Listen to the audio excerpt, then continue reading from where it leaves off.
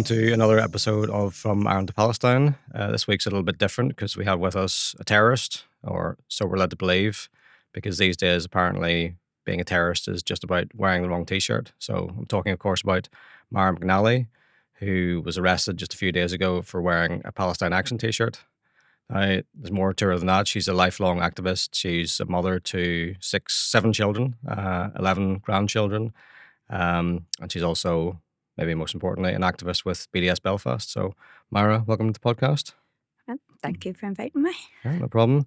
So before we get into the actual arrest, it's probably been a bit of a mad week for you. What's it been like? I know this isn't your first interview, but what's it been like the aftermath of that?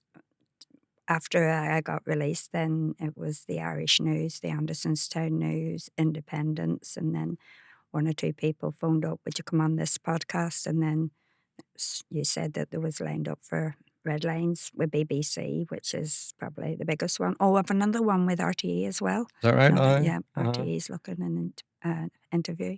The Irish News phoned me yesterday and said, would they be willing to do a interview with RTE as well? So. Class. Have you been happy enough with how those went? Have they represented what you said, or have they tried? I think so. But you're always being questioned by professional interviewers, so you have to be not measured with what you say, but you have to be able to stand over everything that you say, or prepared to take the consequences if you've said something that has gone beyond legal boundaries. You have to be prepared to take them, rather than silence yourself or, put a gag on your lips and say, oh, I can't say this, I can't say that. I can't really censor myself. I would have to say what the way it is, yeah. Yeah. Because you are a bit more radical maybe than some of the other ones who might have been interviewed about Palestine stuff previously. Yep. I mean, and you are, as far as we know, the first person arrested in Ireland for a Palestine Action t-shirt. I think I was the first person arrested. Everybody else has been cautioned, and this was the first arrest. And I don't know if there's be the first person charged either, because that's with Public Prosecution Service. You don't know where is that at now? What were you told when you were actually released? Well, I never spoke, and I have the old school. I'm old school. You go in there, you don't speak till you come out. So I think the only 4 words I said says, we're letting you go. Your friends are out there. They're making a lot of noise. And then they said, we have to fingerprint you and take your photograph, and then you can go. And I said, am I being charged? 4 words. And he said, no. No. So you're not actually being charged, okay? No, he said it's went to the Public Prosecution Service, so that is the ball in their court now. So they're in the same position as all the other courts, how they're going to deal with Palestine activists who wear T-shirts. Yeah. I think the current position is that they're not going to actually pursue the charges until the judicial review is completed in October or November, and that might kind of just solve the matter. I mean, it might just be the case that they just say this law is nonsense and don't even proceed with it. Yep, well, I suppose that with other people it would have you on tenterhooks, worried, waiting for the police to come and knock the door. You're going to be arrested, but I seriously couldn't care less. Absolutely don't care. Yeah, I've probably been arrested before, right? A few times. Well, I've been arrested a couple of times. I've been in Armagh jail. I've been in a number of police stations, so it doesn't strike fear into my soul whatsoever. Yeah, it's just par for the course now. I think even the ones in London who maybe some of them wouldn't have been arrested before, and they didn't look too concerned. I think people know they're on the right side of history with this. I think a lot of people are. One, they know on the right side of history, and 2, they're so determined to face the challenge of the law against your conscience and against your convictions for the Palestinian people, that if it had been another charge, then maybe they would have been more fearful. But you're not scared when you know you're right. At the end of the day, when you know you're right, it gives you an inner strength, I think. And I've seen that with people coming outside of, after being charged. You're dealing with so many other people as well. So maybe just to get into the arrest itself, in the end, you were the same thing that seemed to prompt your arrest was the fact that there were other people who were being interrogated by the police at the same time as you, but the same thing that seemed to differentiate your case from theirs, because they were let go, was the fact that you were given your information in Irish. Yeah. That was, as a matter of fact, I was surprised given how far we've taken the Irish Language Act. And the Irish Language Act is very diluted compared to the Scottish Gaelic Act or the Welsh Language Act. There are a lot more protections both in Scottish Gaelic Act and the Irish Language Act. It was a very, very diluted and to me, very, very unacceptable form of legislation. It was the best that the Irish language movement were going to get. Probably like the treaty, it was the best you were going to get. And that was as far as they were going to take an Irish Language Act. But I thought that the rights of language speakers was basic then, and the basic one would be to give your details in Irish. That would be a basic right.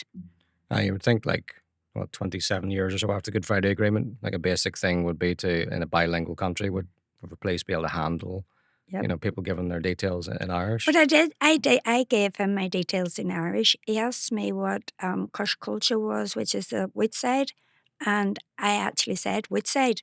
Now, I gave the number, Vihakaher, 24 in Irish, but enough information there for them to ascertain my identity.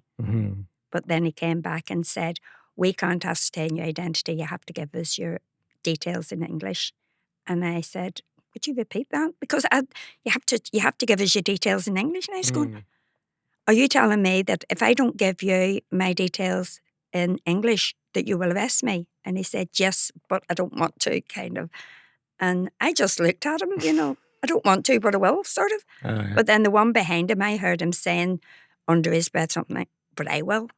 And then the other policeman just went for the terrorist charge. That's what you ultimately arrested. But then there was an Irish language speaker says, I speak Gaelic, I'll translate for you. But the cops totally ignored that as well. I heard a couple of ones that were standing around saying, we'll translate for you. But so the police wasn't having none of it. It had to come out of my mouth, and that wasn't going to happen. So there was just someone there who's determined to arrest you, basically. Clear breach of the law that was, to arrest me for that. Or to tell me I had to speak English. And like you said, if you were like a German speaker or a French speaker... would they ask you to say that, what's your address? And then just arrest you. They would just accept, look, this person has a different language. That's not an offence in itself. Although in the end you were arrested, he said under the Terrorism Act, he said under Article 13 of the Terrorism Act for possession of an article, it sounds ridiculous even reading it out, namely a sign or a T-shirt that indicates support for Palestine action. I mean, I'm just curious, what do you think of just the mere idea of having these acts which basically restrict our free speech and say that certain groups aren't allowed to exist and you're not allowed to talk about them or support them? There's two things, Patrick, right? One of them is that they arrested me for having this T-shirt, which they said was illegal. Then they gave me it back and let me walk out of the police station wearing it. Now, if I'd have been arrested with an Armalite or a submachine gun, right, would they have said, you have that illegal weapon, take it with you and off you go? Exactly. They would have held on to it, wouldn't they? Yeah. But there's your T-shirt, take it back. So that was ridiculous in itself. But after 1945, the United Nations made the Universal Declaration of Human Rights and the Universal Declaration of Children's Rights. And all democratic countries were expected to put that into domestic legislation, which they did. You have the Human Rights Act, the 1990 Human Rights Act, and you have all these human rights are now in domestic legislation. But under international treaty and under international law, it is incumbent on nations and citizens to do everything they can to prevent a genocide. That's the law that all nations must. And Keir Starmer's picking and choosing what's a genocide. Rwanda's a genocide, Gaza isn't. You can't pick and choose what's a genocide. And that's what he's doing. And if the government have laws to prevent genocide and they won't enact them laws, pursue them laws, instigate them laws, and then if a citizen does their best to instigate a law that prevents a genocide, then the government's acting illegally and the citizens are acting within the legal powers that's laid down in domestic legislation. So it is such a contradiction, that in itself. And the other thing is too that Palestine Action was declared a terrorist organisation that had never injured anybody. But the EDL, the English Defence League, they have attacked police, they've attacked homes, they've attacked immigrants, they've attacked protesters. They have a record of violence. And they've never been labelled or prescribed as a terrorist organisation. Yet an organisation, the only thing that they've done is at the worst under law criminal damage. Mm. Criminal damage to weaponry that's murdering people. Mm. So the prescription of it has no sense whatsoever. But what does make a lot of sense is that the people who push these are all Israel Friends of Labour.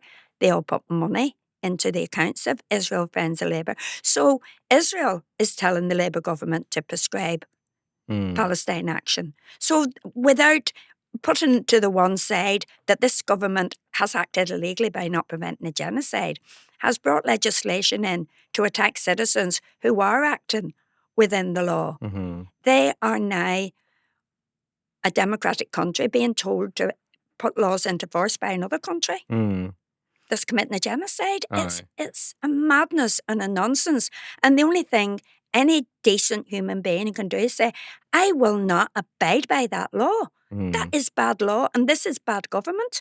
And I'll stand over that. And if they put me in prison for saying it, I'll go into prison. I will, but I will not stop saying bad government, bad law. And I will fight them tooth and nail over this. Aye. There's a lot of contrast there, isn't it? If it was, it was appropriate that it kind of took place during that far right racist rally, which we were opposing when it happened. You've got people there on the other side who are running around attacking homeless migrants. They're intimidating, asylum seekers on the streets of Belfast all the time. They're violent, and they were the ones just standing there. The number of the ones who are involved in that kind of thing could have been arrested on the spot on Saturday. But instead of doing that, the police are arresting you and other people for wearing a T-shirt.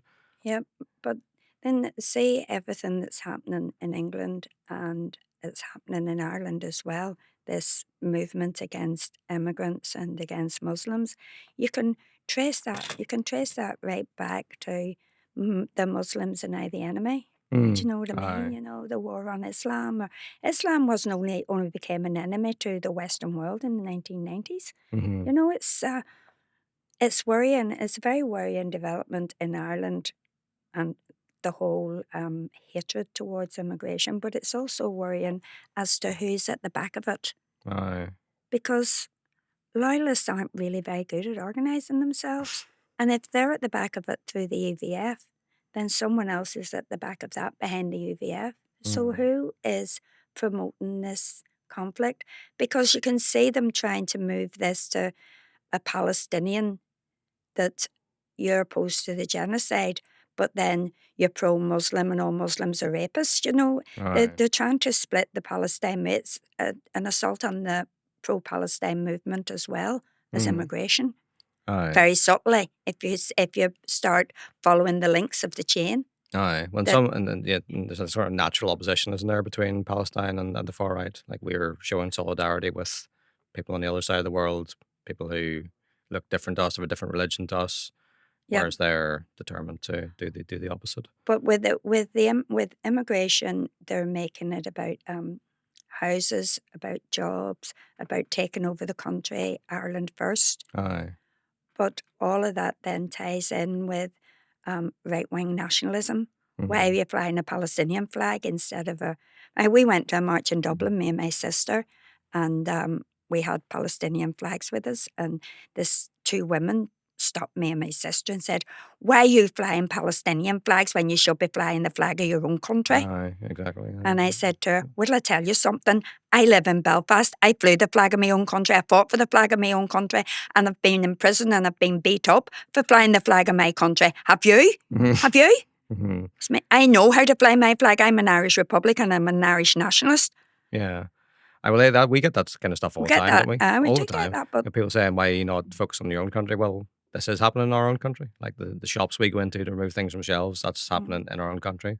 The politicians here who are backing the genocide, they're based in this country. So it's not like you're purely focused on another country. You're focused on your own country's crimes. Like if you're serious if you're patriotic about your own country or want the best for your own country, you shouldn't want it to be participating in genocide. If you're patriotic about your own country and you believe in your own country and your own government, which I don't, by the way, because I'm an anarchist, but if you believe in your own country, then there's what has always been in democracy, the citizen's contract. that the government act on behalf of the citizens and the citizens comply with what the government lay down for the citizens through the civil courts, through the police, through the army, through the civil service, through benefit system and everything else. That's the citizens' contract. And they've either say break that contract, but the government have broke that side of the contract. They've broke that side of the contract. Yeah. So, and the whole immigration thing, it's so horrendous because it all goes down to money. Always, everything goes down to money. That's a pretty basic statement. But there's a housing crisis in this country. But there's a housing crisis in this country because they haven't built enough houses. And there's enough houses, there's enough land, there's enough money, there's a good enough economy in Ireland to house everybody that comes into this country. Ireland's a country from the famine that's been underpopulated. There's enough room for everybody, but as long as they can divide the working class white working class privilege against underprivileged Muslims, underprivileged people from countries that have abysmal economies, once they can turn the working class people and communities against each other, it takes the focus away from why is the Irish government sitting on £13 billion and having homeless on the street or having tents with refugees in them and Irish people without homes as well. Every single person is entitled to a home. But it's very, very easy for that conflict to become us against them. Yeah. But it's not, it's so wrong. It's so basically morally wrong. It's an argument that has no integrity. And the people behind it are very, very iffy as well. You know, when you look at the people who's behind it. Aye.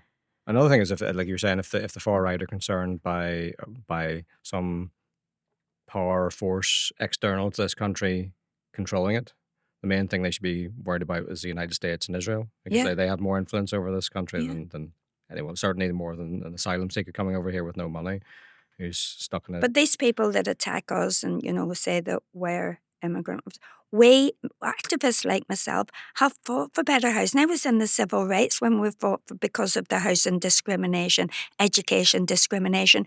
The people who think that we fight for Palestinian rights fight against massive abuse of human rights, and the dignity of the human being is enshrined in human rights law. That is for the dignity of the human being. That we wouldn't fight for them. It's not that we wouldn't fight for our own country. Every single person, no matter how bigoted, pro-British, anti-Irish, anti-Catholic, no matter, I would fight for their rights in the same way. It's not that I would fight for Palestinian rights or Catholic rights. I'm an activist for basic human dignity and my fellow man, to create good society for my children. And if they think that what they're doing is creating good society, they need to take a good hard look at themselves. Well, that's their claim, is they're protecting women and children, but it's a long way from that. I mean, the police, when they were arrested, kind of seemed a bit embarrassed, some of them, didn't they? Like, I mean, like I remember saying to one of the cops when they arrested you, you know, maybe you're not embarrassed by what you're doing here. You're arresting an elderly woman for a t-shirt, and you could really see the look on his face change, like he caught himself or something and thought, what the fuck am I actually doing here? So some of them actually did seem a bit embarrassed by it. Well, I don't know. I was lying on the floor and getting drunk from A to B, so I don't know. And the one policeman was particularly nasty and the other one was particularly nice, but I don't fall for the good cop, bad cop, because all policemen are trained to, be friendly with you, you know, there's that training in there before they've ever put them on the street. So I don't trust any of them. And I think they were just glad. I think a lot of them were just glad that it was your man, not me, who was put in that position. To me, I got the impression some of them were relieved that I'm glad he's doing that, not me, sort of. Yeah. But they didn't look embarrassed about it. But then you seemed more than I did, so just I that young couldn't fella, really the say. young fella who was arrested, you just seemed embarrassed. But some of there was a mixture. There were some ones who seemed keen to do it, and the ones who said, "What am I doing here?" That's given the RUC integrity, and I have no intention of giving them an inch. No, just it's slight. It's just the same thing in England. I mean, some of the cops seem embarrassed, but it's policed differently there to here. Like it's like in Derry, there was obviously people who've been holding up Palestine action sign so I support Palestine Action signs, wearing the T-shirts for a few weeks now, and there's been no arrests. Although there was that letter went out right the day before Yeah. the day before Saturday, Friday night, A obviously. warning letter, A sort warning of. letter, more or less, yeah. It seemed to, but it was saying, can you submit yourself for interview? But it's not clear whether that was serious or was just an attempt to stop a big demonstration on Saturday around it. But Patrick, Mm. I don't buy that either because of the situation here, you have a very strong nationalist presence on the policing board. Mm-hmm. And the biggest party, Sinn Féin and SDLP, are pro-Palestinian, Mm-hmm. but they would be on the policing board. Yeah. So you can't say that you support Palestine, you support the right to free speech, your freedom of expression. You can't chase with a fox and run with a hound. You can't do both. Do you know what I Mm-hmm. mean? You have to be able to take one side. And I think the police have a very much, and it was 1970s, it was because of being a no campaigner, it was a softly approach, they called it, Aye. under, I can't remember the name, but he was the chief constable at the time, was brought over from England. But he brought in what was a softly approach. Be nice to the nationalists and they'll be nice to you, kind of. Aye. And don't rock the boat. We need to try and balance everything out. We need to bring some equilibrium back here. Mm-hmm. And I think that's what's happening here, that the police aren't attacking us in the way that you see in France and Berlin and places. And you see that where there's open, aggressively police force. In the northern part of Ireland, the police here have to pull their horns in, because I've been at the opposite end of the RUC and they dislike the nationalist community with a passion, and they've always been the same RUC to me, Mm. So I don't like them, I don't trust them, but I do think that their hand is being held back Mm-hmm. because it would be politically disastrous for either party for to have to take a stand one way or the other. Are you going to be with the police? Are you going to stand with the police? Are you going to stand with these people? Right. You think they're being lent on a wee bit by the policing board potentially? Yeah, I think the policing board are walking a fine line here. So lay off them. If you start being heavy-handed with these, this could kick off. It could kick off into sectarian conflict. It could kick off into a conflict where maybe Stormont would even be closed down, and they would have to back down from the policing board because of heavy-handed tactics. Mm. So that's been our protection to me against heavy-handed use of force with the police. They've got to be very careful about. It's political. It's political, yeah. It's a political decision to do so, I think. Yeah, well, all policing is kind of discretionary, isn't it? I mean, you can have an offence, and then it's up to the police to weigh up all the different factors around the arrest, whether to do it or not. Whether it's going to be like more, disturbance or more tension and flame from doing the arrest versus just leaving it. But that's if you buy into the whole democratic thing that the police are the arm of the law and the police are the arm of the government. Oh yeah, and the government is the arm of the multinational, the global order. Mm-hmm. So government is being controlled by the global order, and that government controls the police. So the police aren't independent as such that they make these decisions. Them decisions come from a higher authority, and that's how their behaviour is measured. Yeah, it's a bit like when they say, when talking about how many people Israel could kill, people say, oh, if Israel really wanted to do a genocide, they could kill as many people. They could kill everyone straight away if they wanted to. The reality is they try and do what's politically possible. And it's the same thing with policing. It's about doing what people might say they could arrest everyone, but it's about doing what's politically possible. And it's sort of attenuated by what politicians want and what they can get away with. I know I've heard a lot of people saying, 60,000, it's a lot of big figure, but nobody knows what's going on in Gaza really, except what we're getting on our phones, right? And they're always from individuals. There's been no data collection. It's been very, very hard with nobody being allowed in, no reporters being allowed in, regardless of the value of journalism at the moment, which is pretty low. But if nobody's allowed in, the figures even that, and Hamas are trying, and I know the Palestinian authorities have been trying to say 60,000 verified, right? But nobody knows how many's missing. Nobody can do a head count of people in Gaza. Mhm. Before all this started off, there was 2,200,000, something like that. But we don't know how many people are left alive in Gaza. Nobody knows. No. So we know how many can be verified, but no one knows. So for Israel to use this, oh, well, or pro-Israelis or anyone who says, well, it's not really, Mhm. how do you know? How do you know? How does BBC, ATV, CNN, how do any of them know exactly what's happening in Gaza and how many people's dead? Because even the people in Gaza don't know. No. You see women being allowed back to a home and burying their father, their sisters, or their brothers. Mhm. They didn't know if their families were alive or dead, so that's not reported. We Right. just do not know how many Palestinians have been killed in this conflict, and we might find out if it ends. We might never know. So how can anyone argue it's not a genocide if there's only so many people? There's only so many people verified by one side. Mhm. And that's not to say that the Palestinian figures and statistics are wrong. Mhm. It's saying that they even don't know because they're only measuring to the best of their ability. Mhm. Well, their it's yeah, that's just that stupid argument people make that Israel can't be committing a genocide because it has the capability to kill everyone at once, and the fact that it hasn't just dropped a nuke on the place means it can't be committing genocide. But of course, it's committing a genocide at a pace it can get away with. And I agree. I agree with you. Like, I think the numbers probably. I like take the Lancet reports. I think another Lancet report came out recently saying maybe it was up to estimate maybe 400,000 dead, Yeah.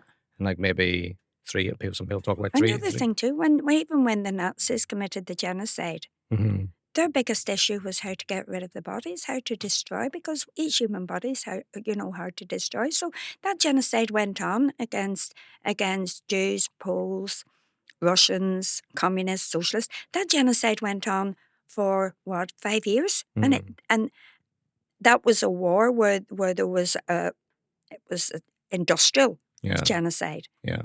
So there was issues there with actually the disposal. Like how are you going to dispose of 1.5 million, 2 million bodies? Mhm. They know that. They know that what the world sees and what they can hide. Yeah. But you can't hide 2 million bodies. And 2 million, that might be another incentive for them wanting to just take over Gaza entirely and kick everyone out, so then they just cover up all the evidence. I mean, Yeah. yeah. And once they kick everyone out, they won't know if they start descending them. Again, there's no knowledge of how many Palestinians have been killed in this. So if it's going to be a numbers game, well, you only kill 60,000 or you only kill, it's not a numbers game. Mm. And if somebody's making a numbers game out of a genocide, that's wrong in itself.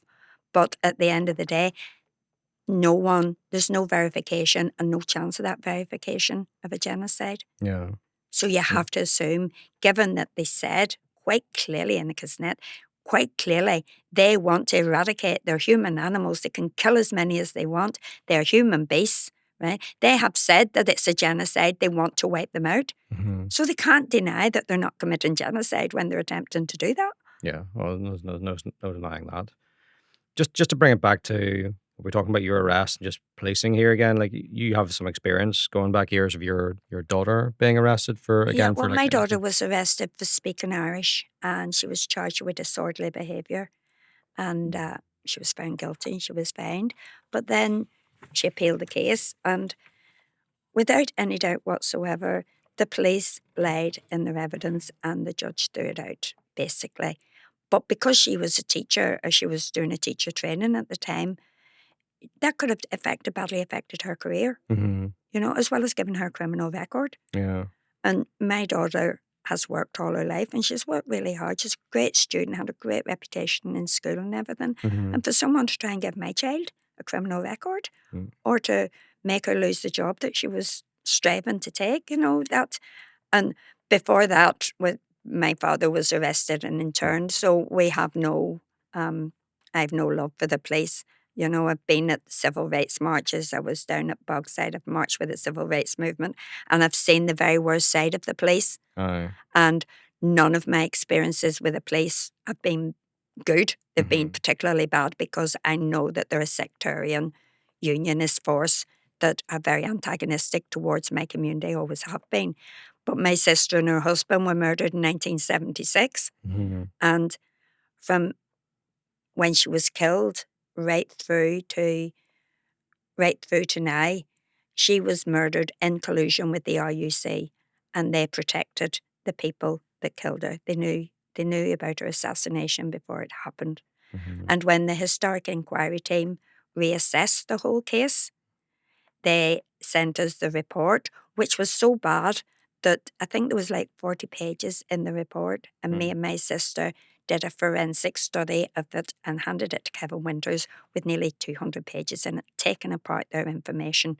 But then we found out a whistleblower had come forward to say that the HET, the Historic Inquiry Team, had suppressed information Mm. and not told us about that. And that at the moment in time is it's with judicial review. Mm-hmm. At this moment in time, it's being studied as to whether the police were acting within their powers to suppress the information that they'd been given. Mm-hmm. So we're still waiting on that because the ombudsman apparently has piles of cases, but they will get round to our case eventually.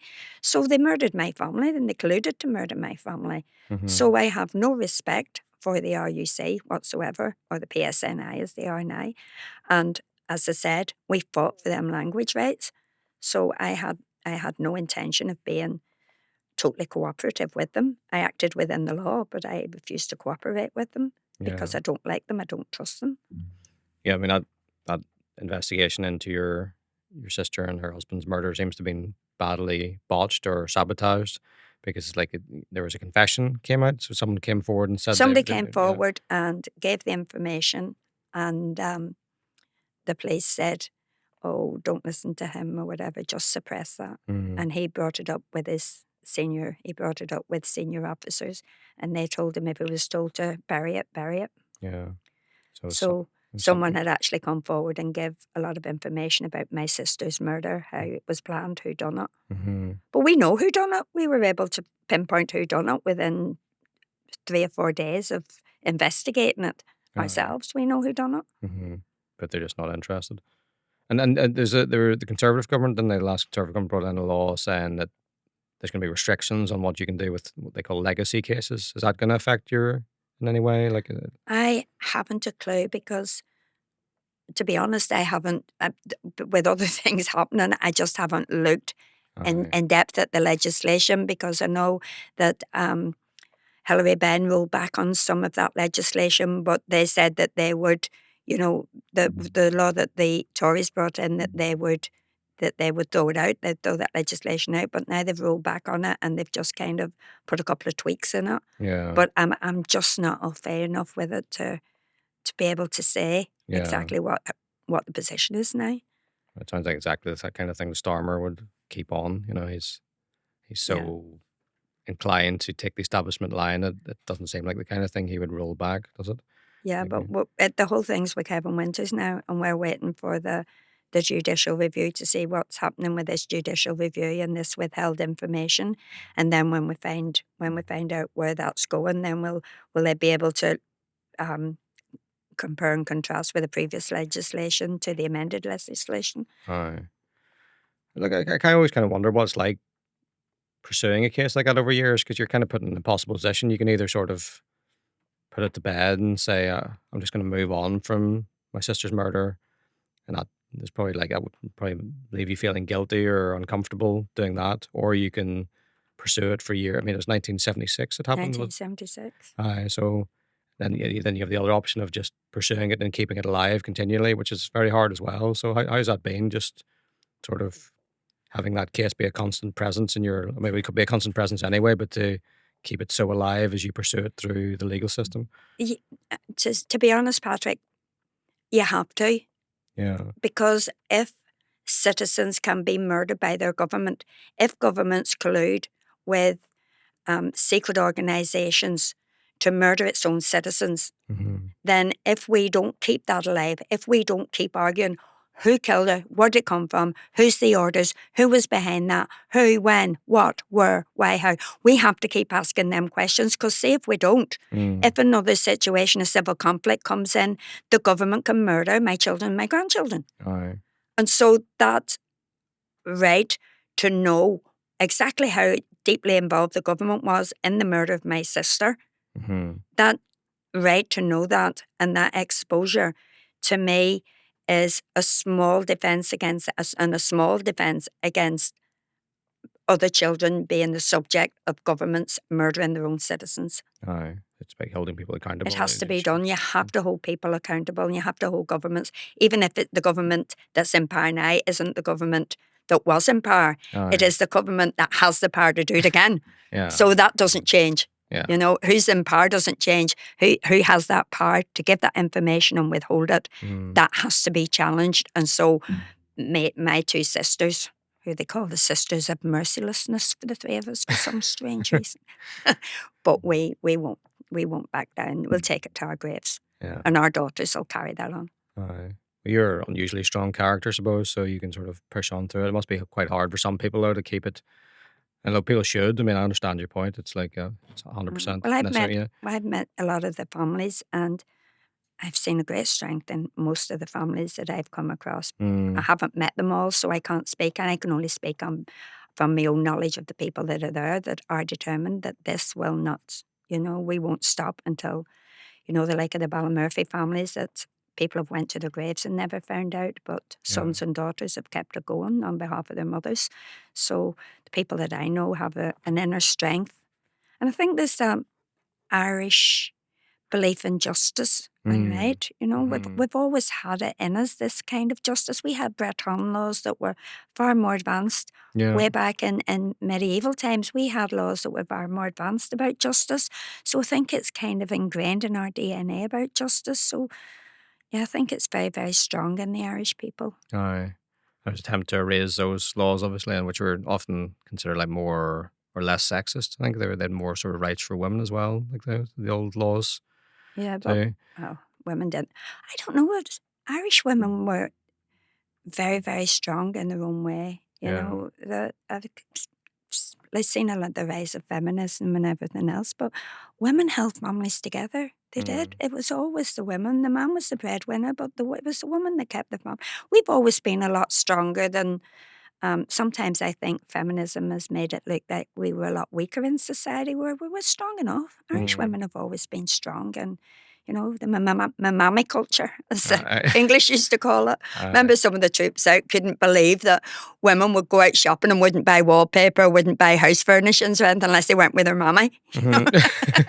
So, there's that mammy culture. Even you see that with Mrs. Brown's Boys, So I think Irish women were always really strong. I don't think we needed feminism. We knew what our weaknesses and strengths were. Yeah. Our weaknesses were the men. I would have been through internment and stuff. You would have had to be the ones keeping everything together. Yeah. In terms of like you're talking about going through that process to hold people accountable. Like I think you in recent years you probably became famous, or it's like a minor celebrity for your appearance on Question Time, holding the politicians there to account. Yeah. You want to tell the story about how you got on that? And it was just in October, and it was after Hamas defended itself, or was defending its prisoners. But I would not even call that an attack. And I think I did on the night, but I wouldn't even now, because I believe Hamas have a right to defend their people. Law, they had a right to defend them. And the lies that came out about what happened afterwards, everyone knows the beheaded babies and babies in ovens. It was all lies, and we all know about the Hannibal Directive. We know about mowing the lawn. So, my opinion of Hamas is that they're not a terrorist organisation anyway. I've made that quite clear, and I'm not gonna back down from that one. But I knew that the Palestinians were going to get a bad hearing, and I also knew that anybody who had my opinions would never get on Question Time under any circumstances. So when I filled in the form, it asked who I voted for, and I put down I voted for Alliance. And they asked me what my hobbies were, and I said cooking, and I must be the worst cook in Ireland. I hate cooking, hate housework. I'd rather be a revolutionary guerrilla freedom fighter and political activist than a housewife, to be honest. I hate every form of housekeeping there is. But I put down that, and I was worried about the environment, which is not one of my big issues. I understand, and I'm not anti, but it wouldn't be a big issue with me. I'm more person than plant kind of thing, if you want to put it that way. But I put down the environment, So I think they were expecting me to do a Loch question, right? When I said I'm very Because that was worried on the about the bill, yeah. environment. And I thought that's one that probably get you in.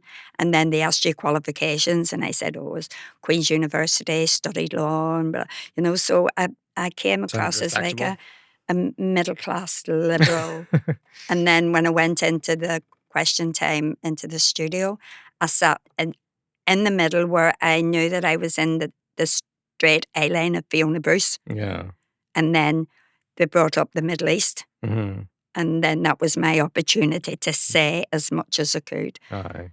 But the producer of that particular program is a very well-known Zionist within the BBC and everything else. And she was like, shut it down, shut it down. Cut it, cut it. They didn't do much follow-up. I was watching it again last night. They didn't even really follow up your question very much. It was just like sort of brief, and then they sort of just moved on as repeated, quickly as possible. Israel has a right to defend itself. Yeah, That's all exactly, they yeah. said. And but that's how I got on. I just laid through my teeth because I was determined that there would be a voice for the Palestinians as best as I could articulate myself on that particular night. And I've never, I know everyone thinks you're a good speaker, but I'm not a public speaker. I'm not scared to do it. I don't particularly like doing it, but at that moment in time, I just knew that had to be done. It had to be done. Somebody had to go in there and say, because after October, everybody was, Hamas, and so somebody had to speak for exactly what was happening behind them walls that them men came out of in the first place. Somebody had to say what was happening inside the walls, where, you've taken 200 hostages when you know that they're rounding up 12 and 13-year-old kids and putting them in prison. They were hostages. They've been hostages for years. Yeah. So somebody had to make that argument as quickly as possible. And I think I was the first person. Now other people went on far better than me, far more articulate than me, but I was the first one that actually said, hold on, where's Palestinian mates in this argument? Where's the argument on behalf of the Palestinians? So BBC did not like it at all. I don't think I could get back on question time for some strange reason. No. Well, we did get back inside BBC when we were back inside there a few times. So I think that's the only way you're getting back inside the BBC is by force. Yeah.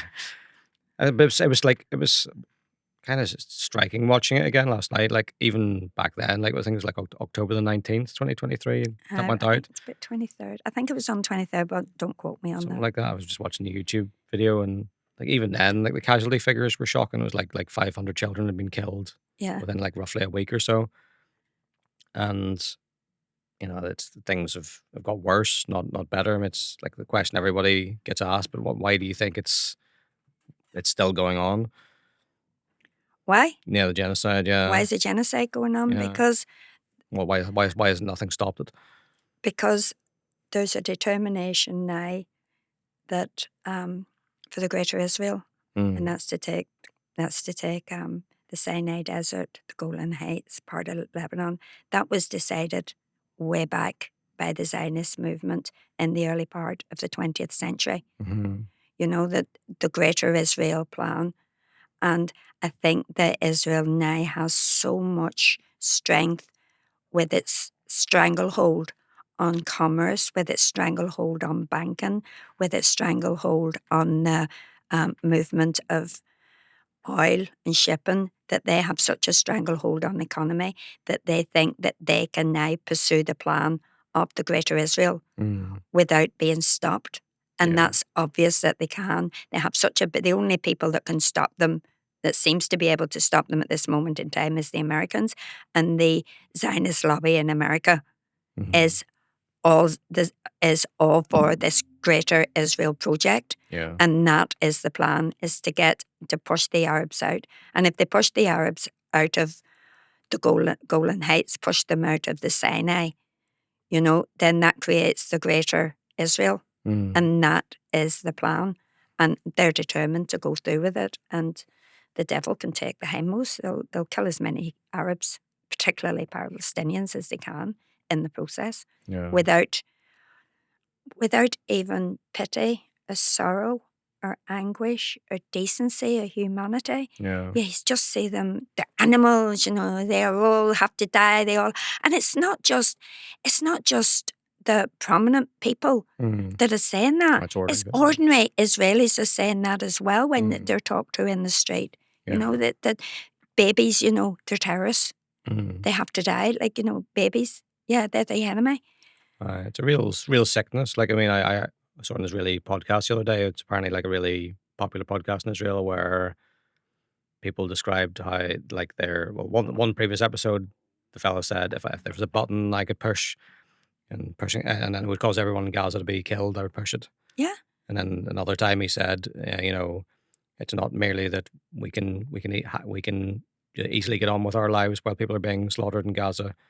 It actually makes us enjoy our lives more to know that people are being slaughtered in Gaza.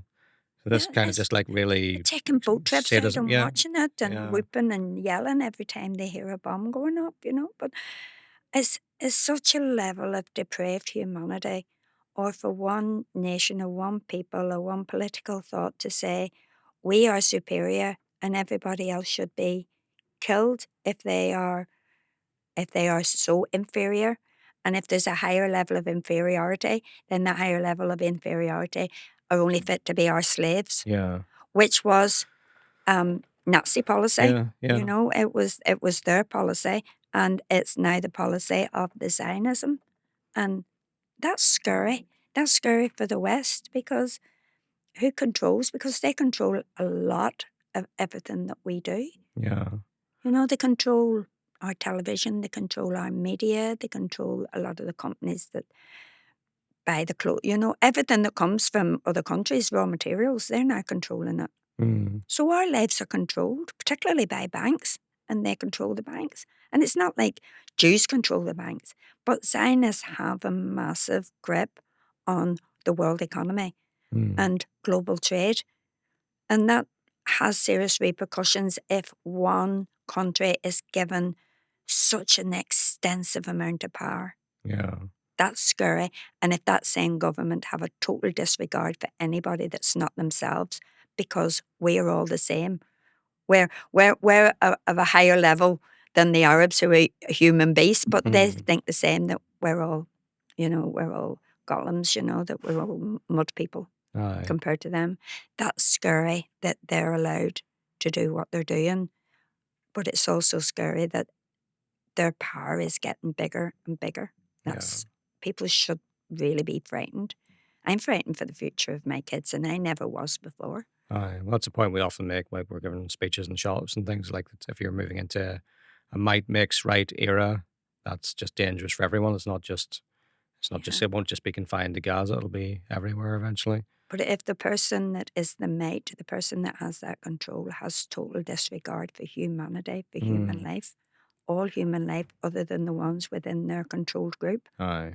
that's If it's might makes right, animated by an ethno supremacist notion of who gets to live and who gets to die, then it's even yeah. more dangerous. It's like a reversion to Nazism. Yeah. You can even see that with, causes like I will be 100%. I'm anti-abortion. I'm 100% anti-abortion. I believe in a woman's right to choose to be pregnant, but you don't Hmm. have the right over another life, and that's the life in the womb. That's my personal opinion, Hmm. right? But it's not only now it's euthanasia, Mm. and they're bringing in these laws that and they say, oh, there's all these protections, but Hmm. I'm 75, right? And all the protections would not save me, and then protections would be qualified rights. They wouldn't be absolute rights. Hmm. So my right to life under euthanasia. So already the right of the unborn child is gone because of the strength of abortion movement. Now the rights of old people through euthanasia, Hmm. and I would see that as a global thing where, in maybe 30 years from now, if you're born handicapped, if you're born with a disability, if all different levels of humanity that have the right to life Hmm. can then be quantified, measured up, weighed, Yeah. kept, or discarded. Aye. If human life is not valued from conception until death, if it's not valued, then we are not creating good society. In my own opinion, that's my own opinion. Yeah. I suppose it's just in a capitalist society, it steers things towards a position where if you're not considered Viable. economically productive enough, Yeah. then you're on the scrap heap. You can be binned. Yeah. So if that sort of distorts youth. I mean, I might have a slightly different opinion on euthanasia, but if it's brought into a society with a capitalist mentality, it's potentially going to be used in a much more harmful way than in a more Well, just in society. some countries now, if a teenager wants to die, they can just go in and be killed. At 14, like what child knows what they're doing when they're 14? For God's sake, Yeah. the euthanasia now has become so broadened in some countries. People should be aware, that that is It's dangerous. that's the end product of this. Mm. Don't look at these arguments for and against. You know how much pain somebody's in. Look at the end product that's happening in other countries, and then reassess your opinion on it. Yeah, exactly. Before we finish, like just get into like your activism with RWE Group BDS Belfast. Like you've obviously had a prominent role in that. You're one of our best speakers. Um, a lot of your speeches get like hundreds of thousands of views, don't they? Like some of them, like Yeah, they I pick up don't Al know. Jazeera. I don't know how that happens because everybody's speeches to me are good. I don't know. I really don't know why. Aye. I don't. I never once. I never use a phone until I actually. If somebody says, "How do you make them speeches? Did you prepare them?" I go, "No," because in the morning I would watch Al Jazeera and I do as much reading as I can. And Aye. maybe some days it will be, the hospitals and the doctors, be the statistics. And then other times it will be, the movement of people. So to me, moving somebody from North Gaza to Rafah, from Rafah to Gaza City, from Gaza City to Khan Yunis, and all them people walking, and you see old people walking like that, dropping by the wayside. So I would look at that, and I kind of have a movie camera in front of me, so I don't look at anybody who's looking. I kind of look above and think of everything that I've seen on Al Jazeera and kind of bump, bump, bump, bump, bump, Bullet bump. This is points. happening, this is happening, this is happening. If this was your child, you go in and you see kids with their football kits, and then the first thing to me would be, I would be picture in my head all them children with no arms and no legs. The little boy with no legs and he's kind of wheels himself around on one boot skate, Aye. And I'm thinking of that. And so I'm saying to parents, you love your kids. Yeah, absolutely. You look at your kids, they're all kitted out, you love your kids. How would you feel if that child had to have a leg amputated or an arm amputated? Yeah. That's an emotional trauma, a massive emotional trauma. So I would be thinking of something like that in my head, and then I would articulate it the best I can in a speech. And Saeed, who has Dara down in the town centre, just said, you speak from the heart and you speak the truth from the heart. And that's why people listen to you. And maybe that's why I get the following. I don't know. Aye. I think that and you and But the other thing too is that there's no leader in our group. We're all equal. We all make decisions amongst ourselves and we're all personalities. So we're not all best buddies at the best of time or anything else. But having said that, we all work with each other and we work with each other really well. We're focused on what we're doing. And what we've done is we've made Made in Israel toxic in West Belfast. We have. Even now, even from the beginning, the attitude of the staff has changed. It's kind of went up and down like a graph. But people now come up and ask us, what can I buy? What can I not buy? But I think the whole BDS movement has made Made in Israel toxic. Yeah. Apart from their own behaviour, obviously the behaviour of Israel, but their goods. But I think doing what we're doing, the actual presence of us being there, Aye. and people would come and go, here come the clowns, here's these agents, have they nothing else to do? So we do get a good bit of bad vibes and bad remarks. But the majority of the remarks are people with 80%, and people would just come up and say, brilliant what you're doing, fair play to yous. Aye. But I was on the bus one day and some woman got onto the bus and she says to me, are you the one who does all that BDS in Belfast? And I went, yeah. And he says, fair play to you, she says, you're just standing there day in, day out, sticking up for the Palestinians. Oh. Brilliant on you. She says, fair play to you. So going on down the bus, further on down, somebody got on the bus at Dunville Park and one of them went, you're the one who goes into Sainsbury's, does all the speeches. And I went, yeah. He says, pack up. As a two sides to it. I went from hero to zero in 4 bus stops. Aye. It can be like that in the space of 5 minutes in the shop. Yeah. I remember some guy came up to us and was having to go, and I said, "Look, there's genocide going on. What are you talking about?" And he said, "I'm going to do a genocide on you if you don't shut up." And then again, like 5 minutes later, someone was saying good things to us. So you get that mix. I think Yeah. you're right. Like there has been a shift in the staff. Like I think they know, like if we're doing this day in day out for 2 years, we're not just doing it for our own entertainment or to why they thought we were doing it to annoy them at first, give them extra work. But I think they now recognize that it is a moral. We feel it's a moral Yeah, that duty to do when it. you do it every single day for 2 years, people then say these people are absolutely determined.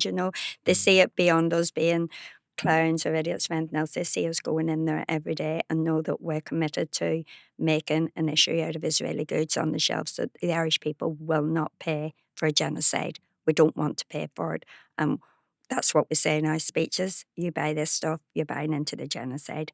Don't buy it. This is what you're paying for. Yeah. Don't pay for it. So people are now saying that. We've done it for that long now that we are getting a good bit of respect. Plus, when we started doing it, I don't think anyone else was doing it to the extent that they're starting to do it now. It's spreading a In lot. the northern part of Ireland, anyway, up here, it does really. Far more people are doing it, going in, and far more people are checking what they're buying as well Yeah. with the boycott app. Yeah. A lot more people know about that now, and it's spreading to Scotland and England, and we get messages from all over the world, people asking us to do it. Yeah. One maybe final wee incident might be worth getting into was a number of us have been banned. Sainsbury's is one of the shops we focus on. Like a lot of us have been banned from there. Like I'm banned along with 7 or 8 of us. I'm banned from every Sainsbury in Britain and Ireland just for putting a sticker on a Soda Stream box. They didn't even get my name right. The banning order just says Patrick on it. It doesn't say my actual full name, so I don't know how much it means. But they tried to do the same thing to you one Yeah. day. See, they came in and I was with Damien and we gave Damien an order and said, the sheet and said, oh, you're barred, right? Yeah. But you see, on it, all of it was antisocial behaviour. If you make a nuisance of yourself, if you're drunk, if you damage all this, I didn't even say damage, like stealing or something like that, but it was all like Aye. criminal offences, it's antisocial behaviour. It's kind of like a basic, you're antisocial. Like if you're actually doing something really The wording of negative, it yeah. was that round antisocial behaviour in a shop.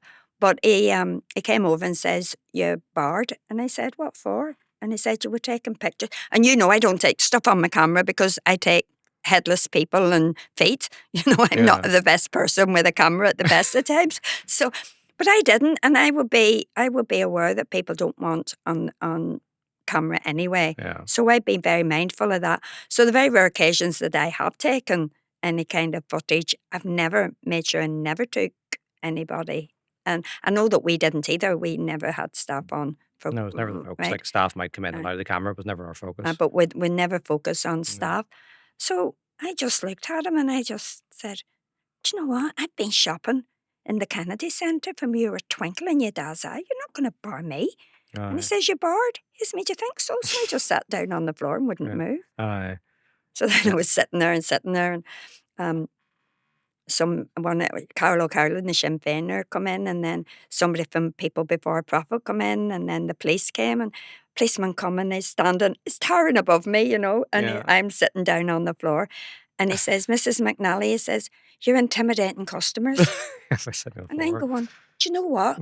You're in a big black uniform, you're 6 foot tall, you've got a short arm, a spray, a pepper spray, you've got one of them Batons or Zaton, one of them zappers, one of them. taser, yeah.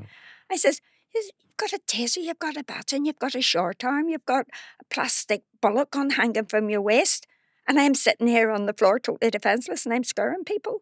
But then because he said it, there was some other women there that were 100% with us and they started on the policeman as well. Aye. So then he said to me, if you come out quietly, we won't arrest you. Mm-hmm. And I says, well, I won't come out quietly. If you're going to take me out, you're going to have to carry me out kicking and screaming. Mm-hmm. So then the manager who barred me came down and he said, do you want a cup of tea? And I went, no. He said, do you want some tea? And I went, no. And I Also, just they were sat trying there. to give you a cup of tea, so you need to go to the toilet. And then I as know. soon as you I got was up, they just drag sitting you there out. thinking if I drink a cup of tea, I need to go to the toilet. Toilet's on the outside there, so I won't get coming back in here again. So I just decided then that I wasn't going to move because if I'd went out, if I had the tea, I would have went to the toilet and then the security would have kept me out of the building. So I just sat on. Aye. But fortunately, I was able to hold myself for Yeah. want of saving my embarrassment, I was able to hold myself. And it was 2 or 3 hours in the end, was it, you were there? I was there from 4 to nearly 6, about 4 hours. 4 hours? Oh, it was a long time, like. Okay, yeah. Because one of the security men says he was on till 10 o'clock, Aye. and I was slagging him. I Maybe there for says, that long. this is the start of a beautiful friendship. Aye, well, we're still I good think I friends with wasn't security in taking there. it serious. Yeah. And then in the end, it resulted in you not getting banned, right? Yeah. They had to just give But up on that. he wrote down, no longer banned, and then he said, he wanted the bar in order, and him saying it to say it wasn't banned, he wanted it back. Mm-hmm. And I says, well, I need to photocopy it. So not photocopy it, copy it. So somebody took a photograph of it, Uh-huh. and then I folded it up and put it back in my pocket. And then he went, where is it? It's me, I've got it. It's me, you give me it. So stop being an injured giver, you're not getting it back. And walked out with it in my back pocket. Well, that's a lesson in what you can do if you actually, and what we've been emphasizing is just like standing up to them and It's just a disobeying them. matter of Yeah. holding your nerve and having. Some people will call it courage, but it's just holding your nerve and just going for it when you know it's the right thing to do. Yeah. Then you realise it didn't even take courage. I was just doing what I should be doing. Aye. And a lot of these authority figures are. But I have loved all the paper tigers. activism with BDS, and it's been good fun. There's been brilliant crack with everybody, especially me and Damien, the slagging that goes on with me and Damien and everything. Competition speeches, And meeting good yeah. people too. We've met some brilliant people who've been Aye. with us and have left or with us but can't be as active as they would like to be. So there's just absolutely brilliant people there, and especially the support I got going to Gaza and all, trying to get to Rafah. Aye. I got brilliant support from BDS as well. So Aye. we'll just continue doing what we're doing until. Yeah. I would try and make it enjoyable. Cracktivism, we call it. Yeah, cracktivism. Try and make it interesting for people. If it's boring and not fun, then who's going to want to be involved with that? So it's long may it continue. Hopefully it has results. You're an inspiration to all of us, and thanks very much for coming on the podcast. No problem. Thank you very much again for inviting me. Cheers.